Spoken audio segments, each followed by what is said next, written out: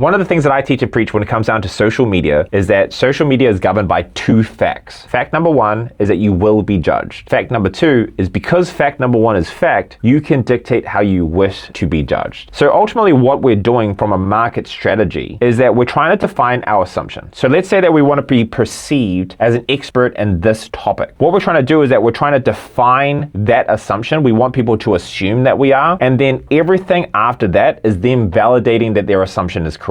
And so when it comes down to the two types of people who will visit your profile, person number one is someone who already thinks that they know you or someone in your past who would never buy from you in the first place. We do not need to impress this category of person. The second category of person is a stalker, and not in a bad way. Basically, it's just someone who have found out about our existence, who's stalking our profile to validate the assumption that they currently have in the way that we have strategically developed them to reach a certain conclusion. This category person is broken down into three different types of stalkers. You have the scrollers, the headline readers, and the hardcore stalkers. The scroller, all they do is that they click on your profile, they'll look at your profile picture, they'll read your bio, they will scroll a few of your posts, and then they'll leave. These people validate very quickly. The second stalker is a headline reader. And so what you need to understand about the headline reader is the headline reader will only read a few things. So like, have you ever seen those blog posts that says like the 7 traits of a high earning CEO? And then you click on that link and there's like a 20,000